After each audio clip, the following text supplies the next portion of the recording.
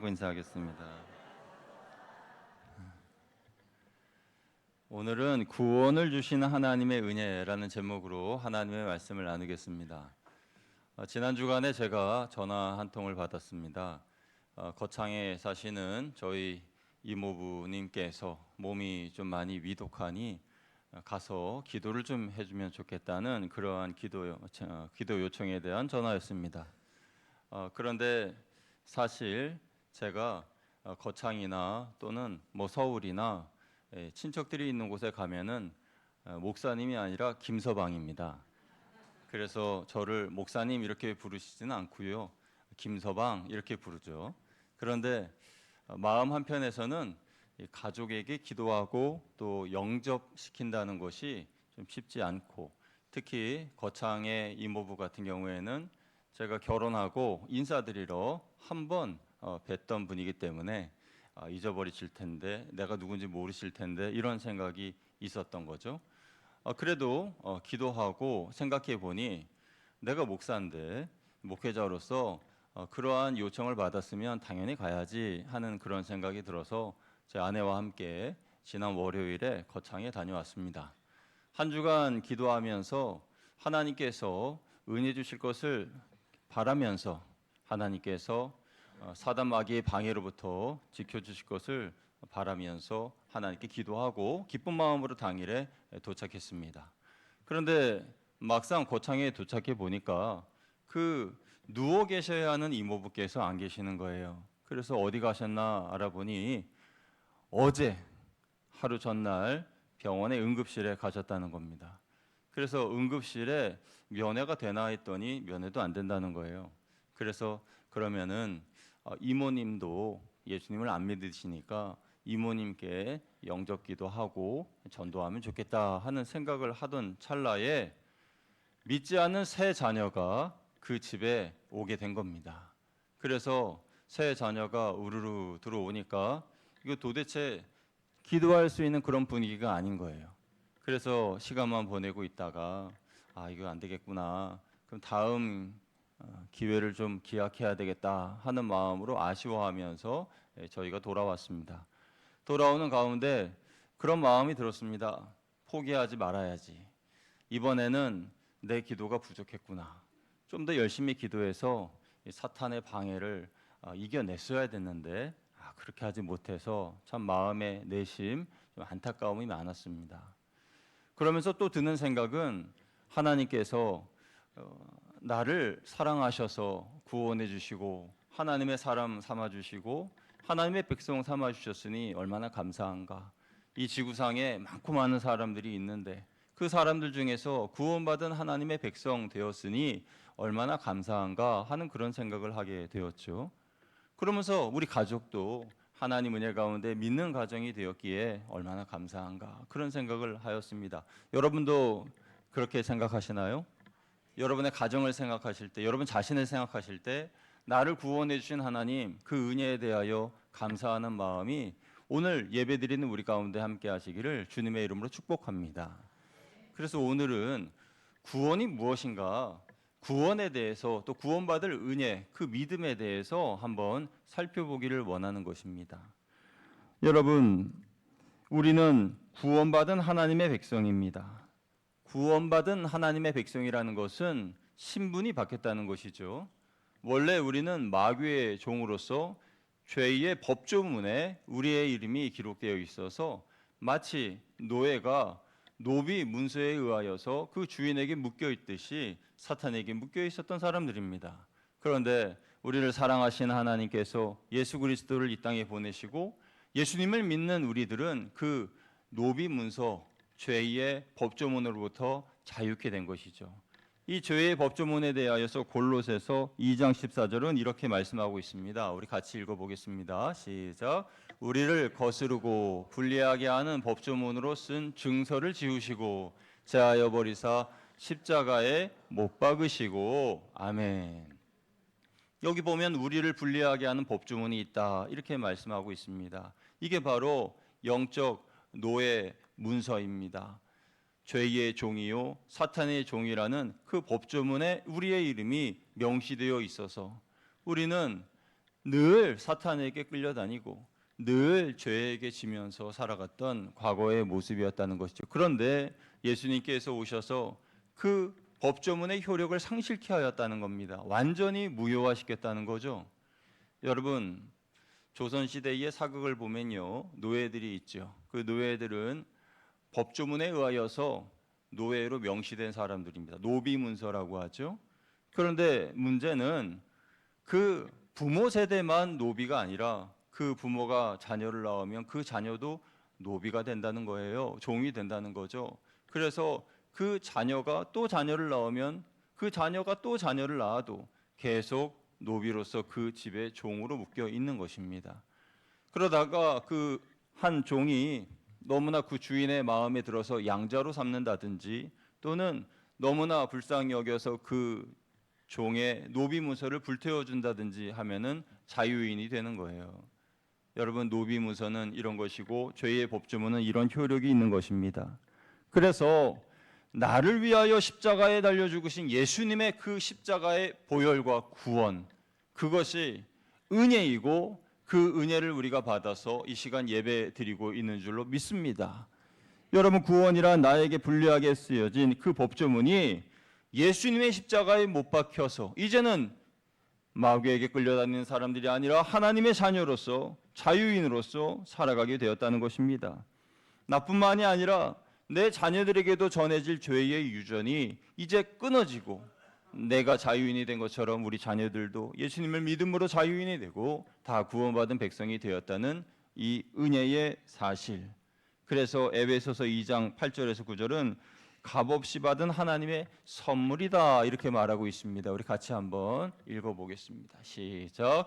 너희는 그 은혜에 의하여 믿음으로 말미암아 구원을 받았으니 이것은 너희에게서 난 것이 아니요 하나님의 선물이라.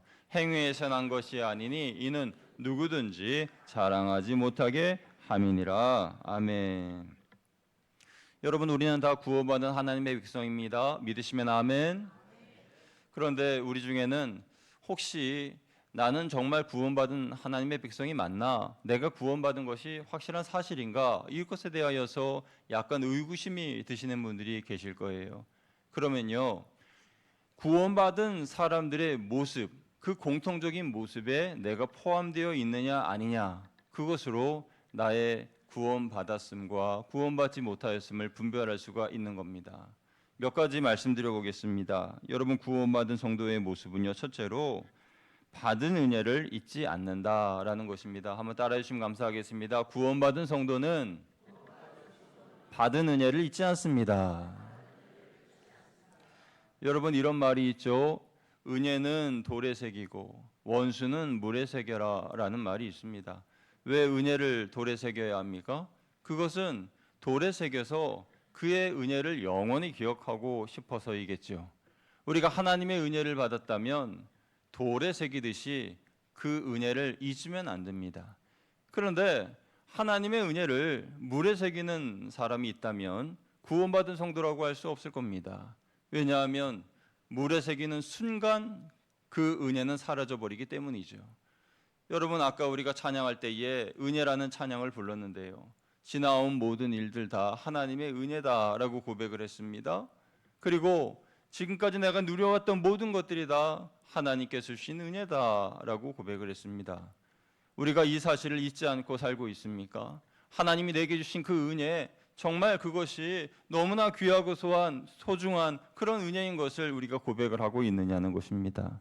구원받은 성도는 하나님께 받은 구원과 그 은혜를 잊지 않고 항상 기억하는 사람입니다. 그래서 지금 내가 구원받은 사람인지 아닌지를 알 수 있는 분별의 기준은 하나님의 은혜에 감사하고 있는가 하는 것을 한번 돌아보시길 바랍니다. 둘째로, 구원받은 성도는요, 감사하며 삽니다. 한번 따라하겠습니다. 구원받은 성도는 감사하며 삽니다. 구원받은 성도는 하나님께 받은 은혜로 인하여서 늘 감사합니다. 반대로 구원받지 못한 성도는 은혜 받지 못했기 때문에 항상 불평하고 부정하고 뭐 때문에 라는 말을 많이 해요. 누구 때문에, 무엇 때문에 이렇게 나는 불행하다, 이렇게 나는 힘들다, 예배를 드리더라도 무엇 때문에 예배가 안 된다 이렇게 생각을 하지요. 결코 자기 자신에게 문제가 있다는 생각은 하지 않습니다. 여러분, 구원받은 성도는요, 그러나 환경과 상관없이 늘 하나님께 감사하며 고백합니다. 비가 와도요, 하나님께서 적당한 비를 내려주시니 감사합니다. 날씨가 뜨거워도요, 하나님 이 뜨거움으로 벼와 같은 곡식이 잘 익게 해주시니 감사하고요. 항상 하나님 앞에 감사하고 예배 드릴 때도 하나님께 항상 감사하는 거예요.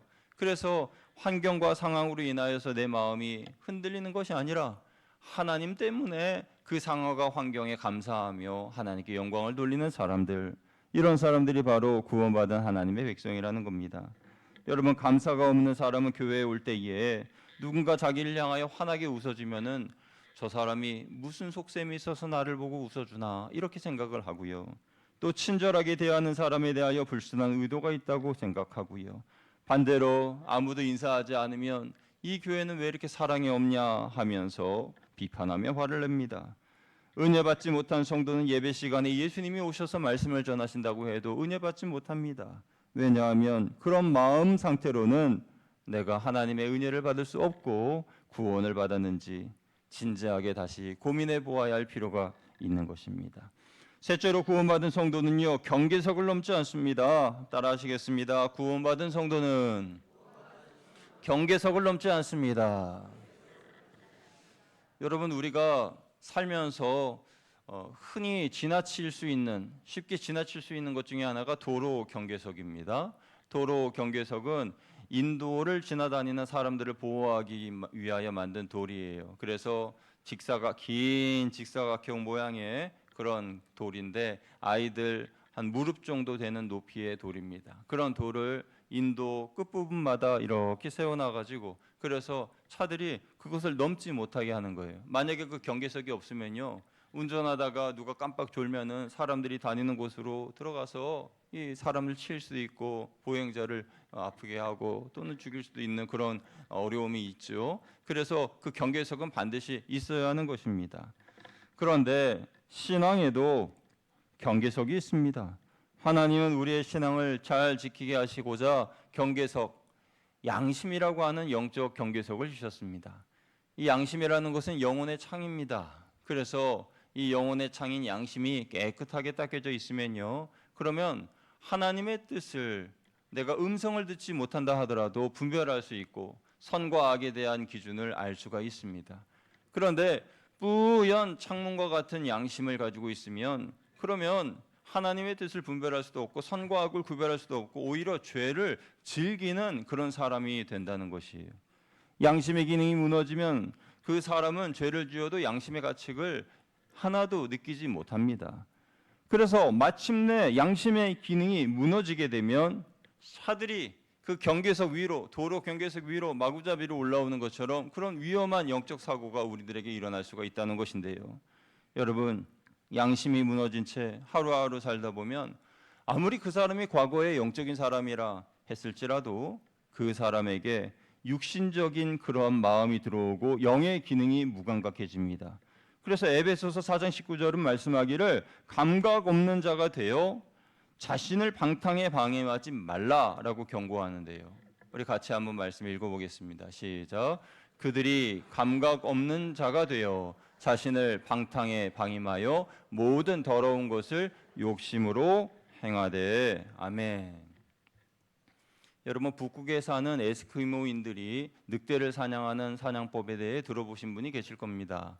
이 에스키모인들은 날카로운 칼에 짐승들의 피를 묻히고 얼리고를 반복해서 두툼하게 막대사창처럼 만들어서 그것을 칼날이 위로 올라오게 하여 땅에 꽂아둔다고 해요. 그리고 집에 갑니다. 그러면은 다음 날 그곳에 와보면 늑대가 그 앞에서 죽어 있는 거죠. 여러분, 왜 늑대가 죽어 있는 겁니까? 그 날카로운 칼에 묻은 피를 핥아 먹다가 자기의 혀가 마비가 되고 그러다가 자기의 혀가 잘리고 그래서 많은 피를 흘리고 그 자리에 쓰러져 죽게 되는 겁니다. 여러분, 신앙인들도요, 기도하지 않으면 영의 기능이 마비가 됩니다. 양심이 무뎌져서 마비가 되는 것처럼 기도하던 사람이 기도하지 않으면 그 영의 모든 기관들이 마비가 되는 거예요. 그래서 우리는 생각합니다. 이상한데 나는 전에 기도 안 하면 큰일이 나는 줄 알았는데 기도 안 해도 뭐 그렇게 큰 일이 나지도 않고 그래도 살만한데, 이렇게 생각하시는 분들은 영적인 기능이 마비되어서 그런 거예요. 영적인 기능이 마비가 되면은 전에는 기도하지 않으면 마음이 괴롭고 또 하나님 앞에 너무나 죄송스럽고 그런 마음이었는데 이제는 그냥 평범하게 사는 거죠. 육신의 사람이 된 것입니다. 그때 사탄이 우리에게 속삭입니다. 너는 믿음이 좋은 사람이니까 기도하지 않아도 돼. 삶으로 너의 믿음을 보여주면 되지. 여러분, 이 말이 맞는 말입니까? 내 삶 자체가 기도야. 그러니까 따로 기도하지 않아도 돼. 꼭 기도해야 돼? 성실하게 살면 되는 거 아닌가? 그렇게 기도하는 사람들 다 율법주의자들이야. 그리고 그 사람들이 기도하는 대로 이루어진 것이 있니? 그러니까 기도해도 소용이 없어. 이러한 말을 사탄이 우리 귀에 속삭입니다. 그러면 기도한 사람 같은 경우에는 분별하면서 사탄아 물러가라 하겠지만은 기도하지 않으면 그 소리가 달콤한 사탕처럼 느껴져서 그래 맞아. 그 사람들 다 율법주의자들이지. 기도하는데 왜 하나님의 역사가 일어나지 않아? 하면서 기도하지 않는 거예요. 또 속는 거죠. 여러분, 내 영이 마비되기 전에 우리는 하나님이 주신 영적 경계석인 이 양심의 기능을 무뎌지지 않게 기도해야 됩니다. 하나님의 음성을 매일매일 듣지 못한다고 하더라도 최소한 내 양심의 기능만큼은 지켜내야 되는 거예요. 사탄은 성도가 기도를 멈추고 하나님을 떠나면 그의 영이 죽는다는 것을 너무나 잘 알고 있습니다. 그래서 에스키모인처럼 영적 무감각이라는 날성칼을 우리 앞에 꽂아두고 그 함정에 빠져들기를 기다리고 있는 거예요. 우리는 내 영이 무감각해지지 않도록 기도해야 됩니다. 그러나 아담 때부터 지금까지 인간들은 게으름과 욕심으로 인하여 계속 그 덫에 걸려 넘어졌고 사망의 문제를 어떻게든지 해결해 보고자 종교를 만들고 사상을 만들고 철학을 만들고 고행과 선행을 하면서 사후의 문제를 해결하려 했지만은 죽음 이후의 문제를 해결하지 못해서 괴로워하고 그렇게 사망의 사냥꾼에게 걸려서 암흑의 음침한 곳으로 끌려가게 된 거예요. 다행히 그런 인간들을 긍휼히 여기신 하나님께서 예수 그리스도를 보내시고 누구든지 예수님을 믿으면 구원을 받게 해주셨습니다. 결국 구원이 예수님께 있음을 알게 된 사람들은 자신의 죄를 인정하며 회개하고 구원을 받게 되지요. 사랑하는 여러분, 진정으로 구원의 은혜가 내게 있다면 내 삶은 구원받은 성도다운 변화된 삶이 있어야 합니다. 구원받고 변화된 성도들의 모습에 대하여서 오늘 본문 디도서 2장 14절이 이렇게 말씀하고 있습니다. 우리 디도서 2장 14절 같이 읽어보겠습니다. 시작. 그가 우리를 대신하여 자신을 주심은 모든 불법에서 우리를 속량하시고 우리를 깨끗하게 하사 선한 일을 열심히 하는 자기 백성이 되게 하려 하심이라. 아멘. 말씀을 잠깐 띄워주시죠. 저는 여기에서 우리를 깨끗하게 하사라는 이 대목에 좀 집중하여 보기를 원합니다. 우리를 깨끗하게 하사. 여러분, 구원받은 하나님의 백성들은 깨끗합니다. 하나님은 우리가 깨끗한 성도가 되기를 원하십니다. 깨끗하기 위해서는 더러운 것들을 피해야 되겠죠. 성경에서 말씀하는 더러운 것들에 대하여서 잘 정리한 성경 구절이 갈라디아서 5장 19절에서 21절인데요. 여러분, 이 갈라디아서 5장 19절에서 21절 말씀 먼저 읽어보겠습니다. 시작. 육체의 일은 분명하니 곧 음행과 더러운 것과 호색과 우상 숭배와 주술과 원수 맺는 것과 분쟁과 시기와 분냄과 당짓는 것과 분열함과 이단과 투기와 술 취함과 방탕함과 또 그와 같은 것들이라. 전에 너희에게 경계한 것 같이 경계하노니 이런 일을 하는 자들은 하나님의 나라를 유업으로 받지 못할 것이요. 아멘. 하나님이 우리에게 피하라고 하신 더러운 것은 첫째로 구원받은 성도가 피해야 할 것, 바로 육체에 속한 일들입니다. 여러분, 육체에 속한 이 일들 갈라디아서 5장 19절에서 21절이 말씀하였는데 첫째로 음행과 더러운 것과 호색을 피하라 그랬어요. 여러분, 음행과 더러운 것과 호색은 성적인 죄악입니다. 성도가 왜 성적인 죄악을 피해야 하느냐? 하나님의 성전인 성도의 몸을 파괴하기 때문입니다. 성적인 죄는 하나님의 성도, 그러니까 하나님의 성령이 거하시는 하나님의 성전된 우리를 파괴합니다. 그래서 우리는 성적인 유혹으로부터 지켜내야 합니다. 사탄은 의도적으로 하나님의 성전으로서의 우리의 몸을 파괴하기 위하여 날마다 유혹합니다. 그래서 주의 성전을 더럽히고 거스르게 하여서 하나님으로부터 멀리, 그래서 내 안에 하나님이 임재하시지 못하게 하는 것이 사탄의 계획이에요. 또한 우상숭배와 주술을 피하라고 했습니다. 우상숭배와 주술은 하나님이 아닌 다른 것을 통하여서 예배를 드리고 예언을 하는 행위입니다. 이것은 십계명의 1, 2, 3계명을 위배하는 거예요. 십계명의 1, 2, 3계명, 그것은 하나님과 관련된 것이죠. 하나님을 모욕하고 망령되이 일컫는 행위가 우상숭배와 주술입니다. 그래서 하나님을 믿는 성도들은 당연히 하지 말아야 할 더러운 행위입니다. 또 이어지는 것은 원수 맺는 것과 분쟁과 시기와 분냄과 당지는 것과 분열함과 이단과 투기라 그랬는데요. 이것은 화목을 깨뜨리는 죄입니다. 하나님께서는 서로 화목하라 하셨습니다. 그래서 화목을 깨는 것도 죄가 됩니다. 원수 맺고 분쟁과 시기와 분냄과 당짓고 분열과 이단과 투기, 이 8가지 중에 하나라도 있으면 그 공동체의 화목은 깨지게 되어 있습니다. 그러므로 성도는 내 주장을 앞세우기에 앞서서 나로 인하여 하나님의 공동체의 화목이 깨지게 될 것을 먼저 생각하고 혹시라도 죄를 짓지 않도록 주의해야 합니다. 그 외에도 술 취함과 방탕함이라고 하였는데요. 이것은 성령님을 거스르는 행위로서 일상에서 일어날 수 있는 일들이죠. 하나님은 단호하게 이와 같은 육체의 일을 하는 사람을 하나님 나라의 유업을 받을 사람의 명단에서 제해버리겠다고 하셨습니다. 왜냐하면 구원받은 성도는 깨끗한 하나님의 자녀이기 때문에 그렇습니다. 두 번째로요, 구원받은 성도가 피해야 할 것은 더러운 말입니다. 예수님께서는 그 사람의 입에서 나오는 말이 그를 더럽게 한다고 말씀하셨습니다. 마태복음 15장 18절에서 20절 같이 읽어보겠습니다. 시작. 입에서 나오는 것들은 마음에서 나오나니 이것이야말로 사람을 더럽게 하느니라. 마음에서 나오는 것은 악한 생각과 살인과 간음과 음란과 도둑질과 거짓 증언과 비방이니 이런 것들이 사람을 더럽게 하는 것이요 씻지 않은 손으로 먹는 것은 사람을 더럽게 하지 못하느니라. 아멘. 사람들은 외모에 신경을 많이 씁니다. 그러나 외모만큼 자기의 말에 신경을 쓰지는 않습니다. 사실 외적인 모습보다 그 사람의 입에서 나오는 그 말이 그 사람을 평가해 줍니다. 그래서 성경은 속에서 나오는 말을 아무 이유 없이 아무 생각 없이 뱉지 말라라고 말하는데요.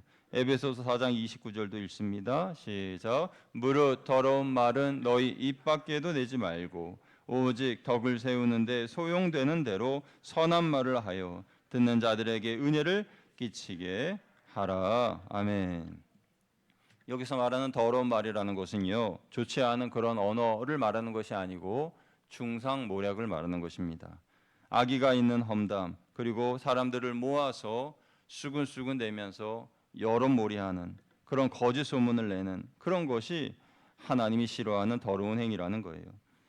그리고 그에 대한 결과는요, 자신에게 해가 되는 것은 물론이고 그 이야기를 듣는 사람, 또 대화를 나눈 사람에게도 좋지 않은 결과물로 나타난다는 것인데요.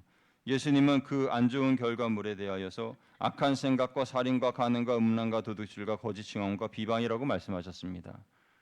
큰 분쟁도 한 사람의 작은 혀에서부터 시작이 됩니다. 만약 그 공동체가 성숙한 공동체라면 사람들의 말에 귀를 기울이지 않고 하나님이 주시는 말씀에 귀를 기울일 것입니다. 구원받은 성도는 이와 같은 육체의 일과 더러운 일들을 버립니다. 그러면 반대로 구원받은 성도가 취하여야 할 것, 구원받은 성도가 가져야 할 것은 무엇일까요? 첫째로 구원받은 성도가 가져야 할 것은 선한 말입니다. 여러분, 하나님은 먼저 우리의 말이 선하게 바뀌기를 원하십니다.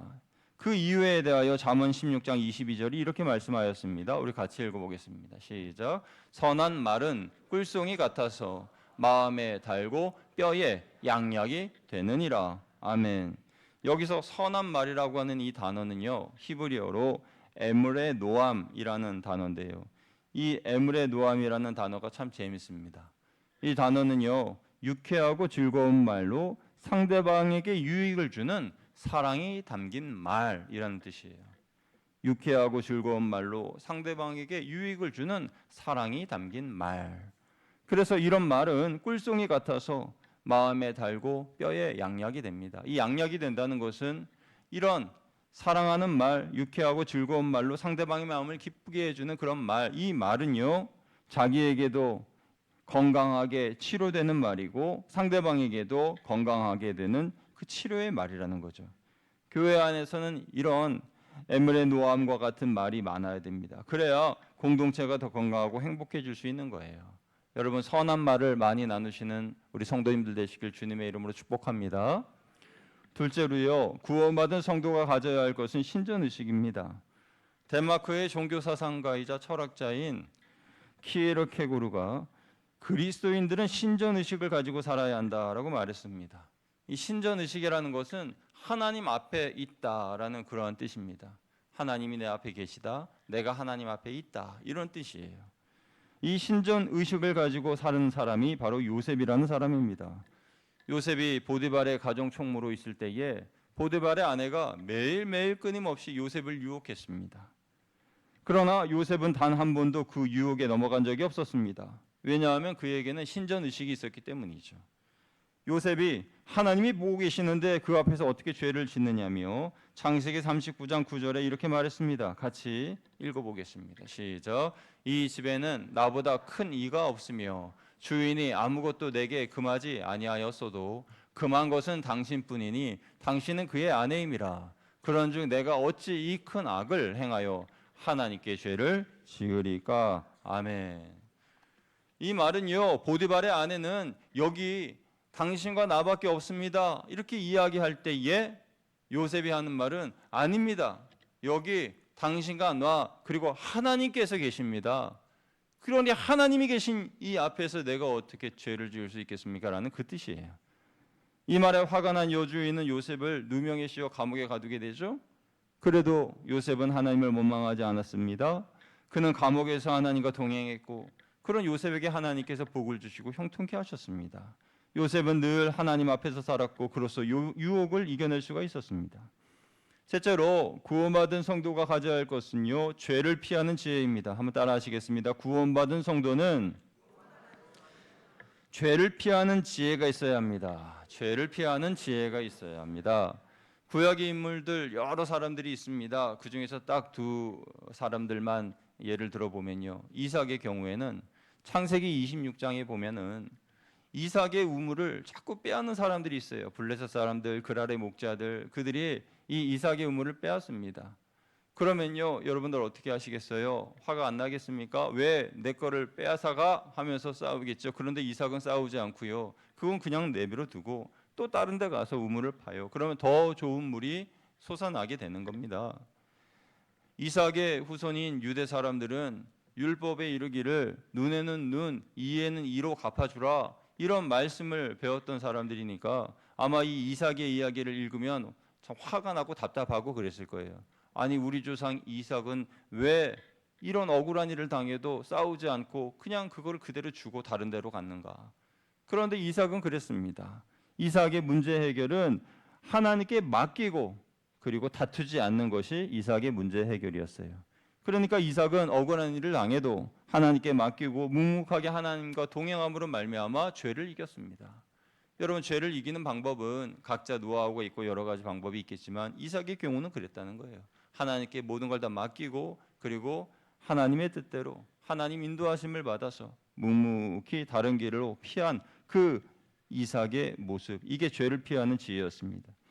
출애굽기 1장을 보면은 시브라와 부하라는 히브리 산파가 나오는데, 그때 애굽 왕은 이스라엘의 숫자가 많아지는 것으로 인하여 두려워하여서 여자아이가 태어나면 살려두고 남자아이는 다 죽여라 라고 명했습니다. 그래서 그렇게 해야 되는데, 왕에게 죽지 않으려면 그렇게 해야 되는데 이 두 여인은 그렇게 하지 않았어요. 근데 들켰습니다. 그래서 왕이 대노하면서 죽이려고 하자 이들은 이렇게 말합니다. 히브리 출애굽기 1장 19절에서 21절 같이 읽어보겠습니다. 시작. 산파가 바로에게 대답하되 히브리 여인은 애굽 여인과 같지 아니하고 건장하여 산파가 그들에게 이르기 전에 해산하였더이다 하매 하나님이 그 산파들에게 은혜를 베푸시니 그 백성은 번성하고 매우 강해지니라. 그 산파들은 하나님을 경외하였으므로 하나님이 그들의 집안을 흥왕하게 하신지라. 아멘. 여기 말씀을 잠깐 띄워주시면요, 21절에 보면은 그 산파들은 하나님을 어떻게 하였다 그랬어요? 경외하였다 그랬습니다. 그러니까 이 산파들이 죄를 이기는 지혜는 하나님을 경외하는 거였어요. 그러니까 아까 이삭과 이 산파들의 하나님께 나아가는 그 모습을 보면은 이삭은 하나님께 맡기고 하나님과 동행하는 사람이었고 이 산파들은 하나님을 경외하는 사람들이었어요. 그러니까 하나님을 경외하며 하나님과 동행하면 죄를 이기는 지혜를 하나님이 주신다. 죄를 이길 수 있다라는 것입니다. 그래서 우리는 이 타락한 세상을 살아갈 때에 구원받은 성도답게 살기 위해서 죄를 피하는 지혜를 가져야 할 텐데요. 이 이삭과 히브리 산파처럼 죄를 피하는 지혜로 세상을 살아가야 할 줄로 믿습니다. 또한 우리는 요셉처럼 신전의식을 가져야 합니다. 항상 내 앞에 하나님이 계시다라는 생각을 가지고 살면 죄를 짓지 않을 겁니다. 그렇게 살기 위해서 우리는 다시 기도의 자리, 예배의 자리로 나아가야 합니다. 그곳에서 예수님의 보혈로 깨끗해져야 됩니다. 우리가 아까 디도서 2장 말씀을 읽었습니다. 구원받은 성도는 깨끗하다 그랬어요. 우리는요, 우리의 자력의 힘으로 우리를 깨끗하게 할 수 없는 존재입니다. 아무리 선행을 하고 고행을 하고 아무리 좋은 책들을 많이 읽고 마음을 수련한다고 해서 내가 깨끗해지는 것이 아니라 예수 그리스도의 보혈로 우리는 깨끗해지는 거예요. 그래서 우리는 주 예수의 보혈로 나의 죄를 용서하여 달라고, 깨끗하게 해달라고 기도함으로 우리는 정결한 사람이 되는 겁니다. 그렇게 깨끗해진 우리들은 다시 영적으로 민감한 사람이 되어야죠. 양심의 소리를 무시하지 말고 내 양심이 부르짖을 때에 계속 못 들은 척하지 말고 양심이 양심이 알려주는 대로 그 음성 듣고 내 잘못했구나, 돌이켜야겠구나 그러면서 하나님 앞으로 온전함의 길로 나아가야 되겠지요. 여러분, 그렇게 영성을 회복한 후에는 사탄에게 매여 종로로 타는 사람들을 구해내야 합니다. 그들에게 가서 당신을 괴롭히는 죄의 법조문은 다 사라졌습니다. 마귀는 당신을 괴롭게 할 아무런 권세도 없고 아무런 자격도 없어요. 당신이 예수님을 믿으면 구원받아 하나님의 백성 될 수 있고 자유인이 될 수 있습니다. 이 복음을 전해 주어야 되는 거예요. 세상에는 사탄의 종로로 타며 효력 없는 법조문에 속아서 괴롭힘을 당하는 사람들이 너무나 많이 있습니다. 그렇게 평생을 속다가 사망의 사냥꾼이 어슬렁어슬렁 다가오면 그 두려움 가운데 그와 함께 암흑으로 끌려갈 수가 있는 거예요. 그렇게 사라지기 전에 그들을 하나님 나라로 옮겨주어야 합니다. 우리는 구원받은 성도답게 버려야 할 것은 버리고 가져야 할 것은 가져야 한다고 말씀드렸습니다. 버려야 할 것 두 가지는 뭐라 그랬어요? 육신의 일과 더러운 말. 가져야 할 것 세 가지는 무엇입니까? 선한 말과 신전의식과 죄를 피하는 지혜. 이것을 우리가 가져야 합니다. 이것을 가진 우리들은 구원받은 성도답게 하나님의 자녀답게 살아갈 수 있습니다. 이번 한 주간도 나를 구원하신 예수 그리스도의 복음을 기쁨으로 전하면서 하나님께 영광 돌리며 나아가는 저와 여러분 다 되시기를 주님의 이름으로 축원드립니다. 함께 기도하겠습니다. 하나님 감사합니다. 많고 많은 사람들 중에 죄인인 우리를 사랑하시고 구원하여 주신 하나님, 구원받은 백성이 되었으니 이제 구원받은 백성답게 하나님의 영광을 위하여 살게 하여 주옵소서. 육체의 일들과 더러운 말을 버리고 선한 말과 신전의식과 죄를 피하는 지혜를 가지고 이 세상을 살아갈 수 있게 하시고 승리하게 하시고 예수님의 복음을 증거하는 우리들의 삶이 될 수 있도록 인도하여 주옵소서. 우리 주 예수 그리스도의 이름으로 감사하며 기도드리옵나이다. 아멘.